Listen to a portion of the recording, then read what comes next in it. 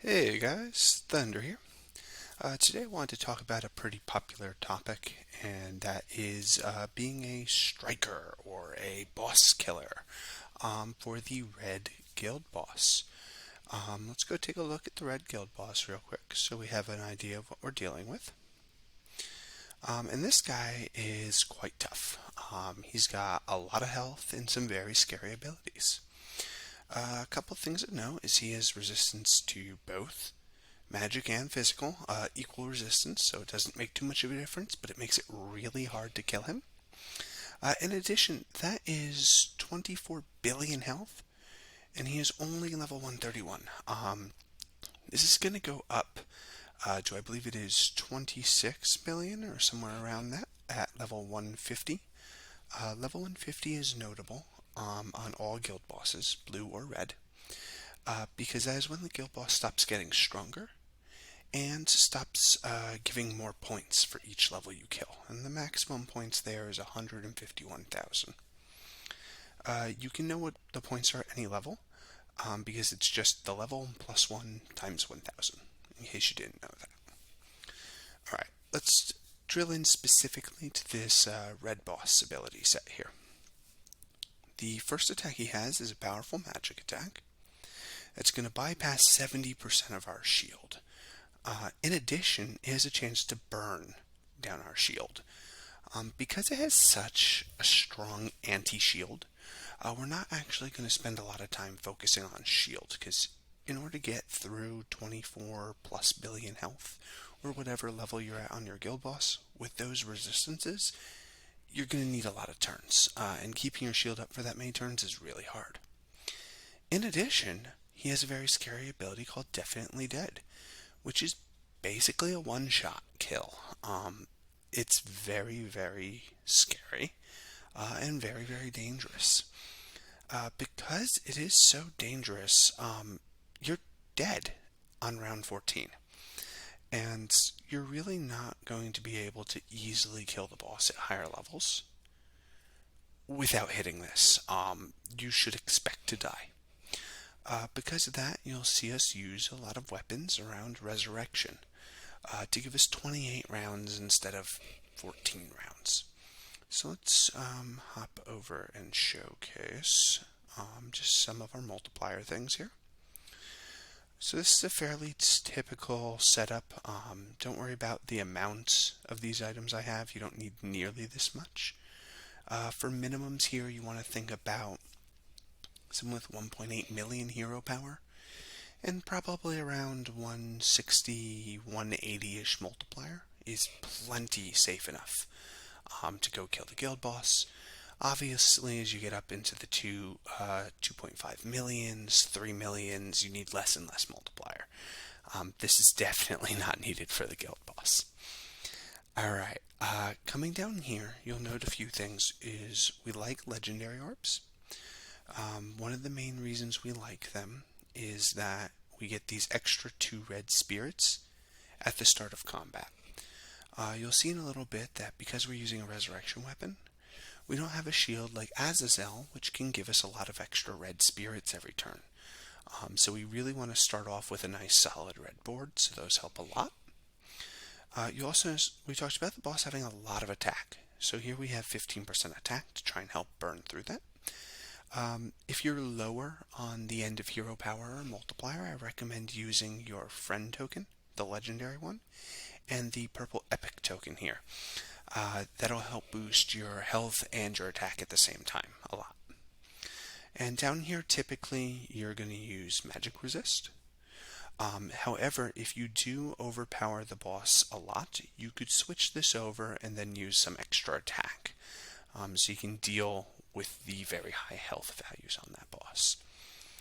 Alright, when we're talking about builds, this is the very stereotypical build for a striker on the red boss. We'll notice here that you have the standard Hecatombus, so every time we heal we're going to get that 2 red. And we're pairing that with Bloodlust, so whenever we're attacking, we're getting a nice heal. So that's a guaranteed 2 red every turn. In addition, we got passive 2 this time, and I'm going to recommend passive 1 or passive 2 for the guild boss. you really need a way to trigger extra red spirits. We're using Runic Touch. Why? Because you get a bit of extra damage. You get 2 red spirits added to your board, so whenever this procs, you'll get extra spirits. And there's a chance to put up our shield. So if we have a bad round of spirits or something, maybe we got lucky and we have some extra shield up to help us not die while we're fixing our board in the middle of a fight. Common swaps for this is you'll also see people use Crest Guardian. They do very similar damage. You still get 2 red spirits to the board. The difference here is you're not going to get that chance at shield, so this is usually not as popular. In addition, we're using Transcendental Tornado here. This is not mandatory, but what we like here is it's a 1 blue for a heal. So if you get a bad board, this gives you a very easy option to trigger a heal for 2 red and hopefully fix things. That also works on Runic Touch, as the first skill in here is a heal. Alright, now, some other things to talk about is if you didn't get passive 2, you could still take on the guild boss. You normally would like to have passive 1 though. When you get passive 1, Sacred Rage is a really good skill here. You'll get some extra healing, which will help keep your health nice and high. Normally the magic buff you get from the boss whenever you hit it with 4 red plus Bloodlust is enough to heal you a lot. But having extra healing is really good in case there's any bad RNG or things like that. Sacred Rage also does a bit of extra damage back to the boss, which is very good. An alternative to this is if you have plenty of damage but you're struggling with survivability, is you can use White Witchcraft. It's a heal, which is going to give us that red spirits that we really care about. And there's a 20% magic debuff, so if we happen to trigger this right before the boss attacks us, he'll deal 20% less damage to us, which is fantastic. Alright, hopping back over to our weapons over here. The one I didn't talk about was having a second chance offhand, right? Having a resurrection is really good because you go from that 14 rounds to 28 rounds like we talked about. And you'll notice I'm using Sin Crusher. This is a very old weapon, but a very, very good weapon.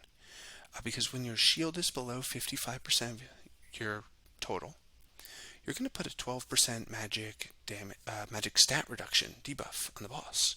It's going to be 12% less damage the boss does to you, which is pretty big.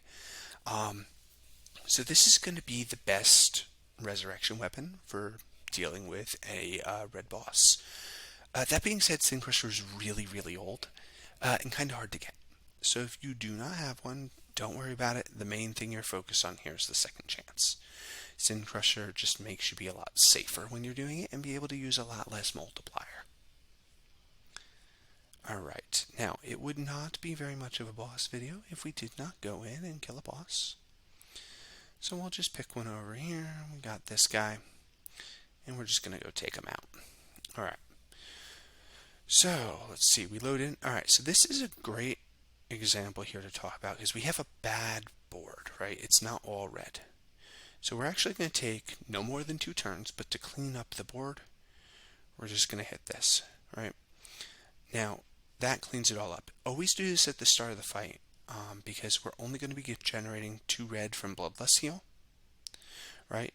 And we'll gain 4 red, but only if Runic Touch triggers, which is a 50% chance.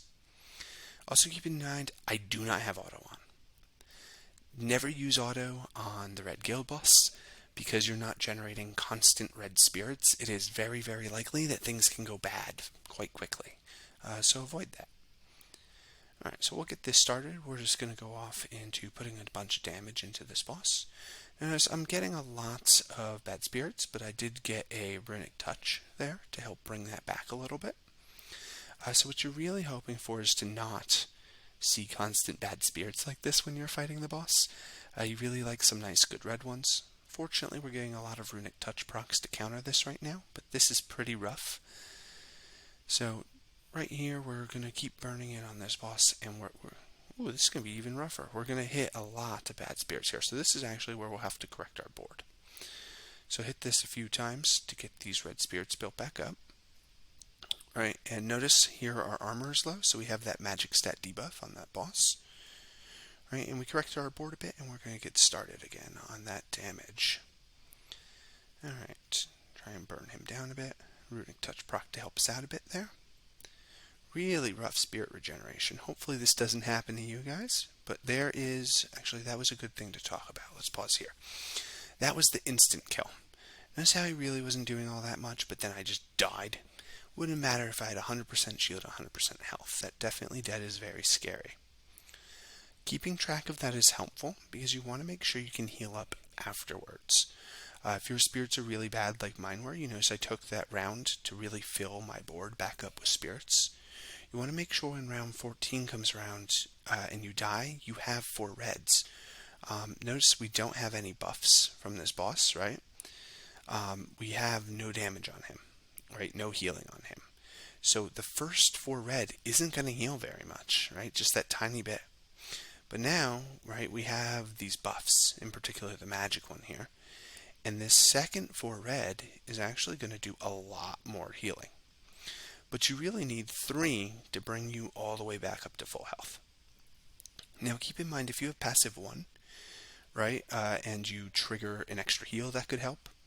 Or if your Runic Touch happens to trigger and you get 25% shield, that's really good to help mitigate some bad RNG here.